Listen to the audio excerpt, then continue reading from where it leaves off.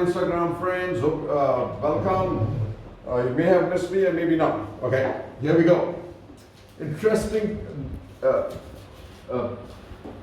news item. In search of tolerance, why capital's African nationals moved to West Delhi. Right. Timothy Chakwibuka, a Nigerian national, lived in Chhatarpur in South Delhi before he shifted to Krishnpuri in Tilak Nagar last year. What does this tell us about ourselves, especially South Delhi? Why is it that West Delhi is a lot more receptive than South Delhi? But what comes through really clearly is our color consciousness. We crib and try about apartheid and discrimination. But this is a clear sense of discriminating against the dark skin, right? And you wonder how you can run a foreign policy where you need the African nations on your side with this kind of attitude towards African Americans in India or anywhere else in the world, right? It's kind of telling, right? UP, 2 men assault women, held bail on same day. Okay, so you know where in the hierarchy of things men are and where women are. Or where anybody is. Men get immediate bail, right? Let's look at this. 4 Bajrang Dal men held for attack on interfaith friends, and this is in Mangalore. Well, I don't know whether they got bail or not, but I'm glad some action's been taken. 4 arrested for stabbing Muslim man. So this is the same story, traveling with Hindu woman. This again shows a parochial attack against Punjab, which started in my view is when Piyush Goyal essentially shut down trains to Pakistan and was the most insidious kind of threat. And then you had, then you had issues of people raising Khalistan, this and that. But in an unusual move, MHA flags Punjab on bonded labor.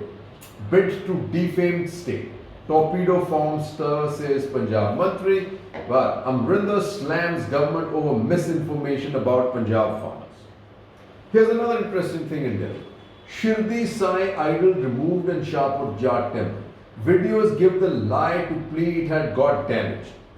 In last week of March, a Shiv Mandir in Shahpur Jat, an urban village in South Delhi, witnessed an unusual change. A Shirdi Sai table was replaced by a second one of Lord Ganesha.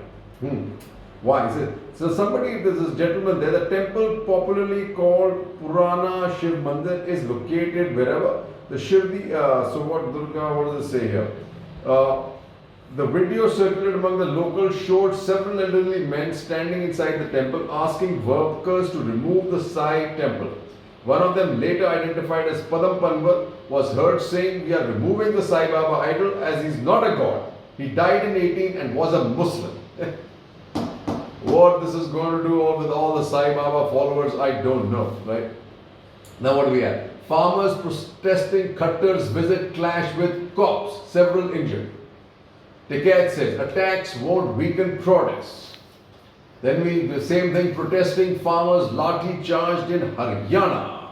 But like I said, this is one of the strangest, when it comes from the mouth of Shah or from Modi when he talks about women. In TN, first was Modi, now is Shah. In TN, Shah invokes Raja's remark, calls DMK anti-women. I'm not sure where Mr. Shah is when all these crimes are being committed against women and his state ruled by his party in Uttar Pradesh. I don't know. This is very funny. and everybody seems to be following, all chief ministers seem to be following the slippery slope of Yogi. Gujarat passes bill to stop love jihad. I guess they have nothing better to do, right? Farmers block road. Dushyant takes 8-kilometer chopper ride to top. This guy is in trouble, Dushyant. Tickets convoy attacked in Alwa. He blames BJP and probably he might be right. DMK Congress keep insulting women, PM in Madurai. And this, when it comes on the Prime Minister's, the funny thing is, what they think they're doing by giving free gas, free cylinders, is basically telling the women that they need to make good homekeepers and good wives. It's not about equality of male women or treating them well. How they treat women comes out in Uttar Pradesh, it comes out in Madhya Pradesh. It's, in the south, the women are far more independent than in the north, right? Just like this, 30 kilometers apart in UP, girls aged 14 and 15 gang rape killed. Again UP, minor Dalit girl dies by suicide after gang rape. Okay, but again UP, 4 held for beating up Dalit man in UP. This is going back to Bengaluru. Muslim man traveling with Hindu woman stabbed him. Just traveling between two individuals who are friends from young age is going to lead to this. Where is this country going to head to?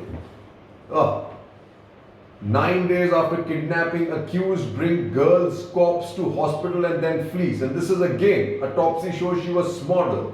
Gang raped and poisoned. Teen dies. This is all UP. Right?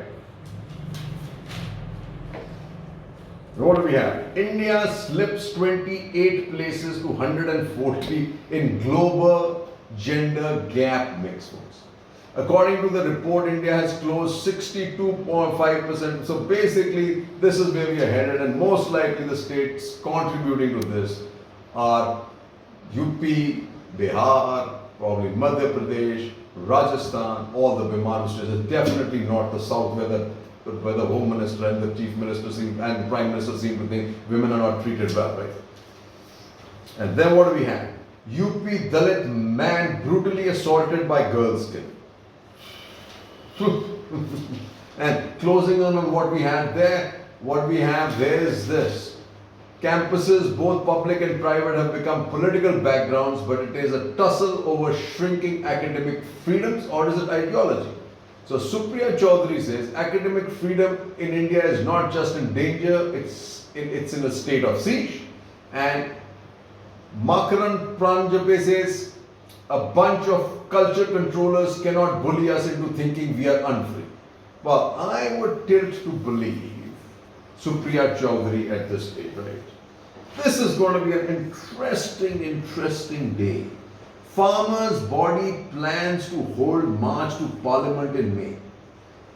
The Samyukt Kisan Morcha looks to hold a series of protests in a bid to intensify the stir against farmers.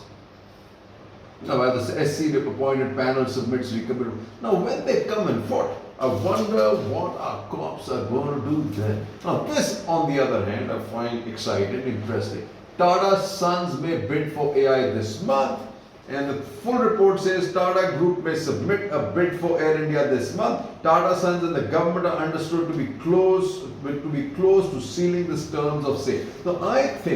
Now, I believe Ajay Singh is also thrown in his hand. Who do I think would be a better fit and a better parent for Air India, in my opinion, is Tata's. Not only does it bring a far greater financial strength, besides the point that Air India was something that it will be returning home technically if Tata gets it.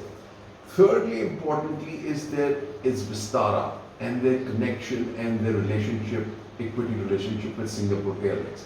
Singapore Airlines may not have shown any interest in this buying out or tying up with Tata's to pitch for Air India, but believe me, they will jump on the bandwagon once this deal is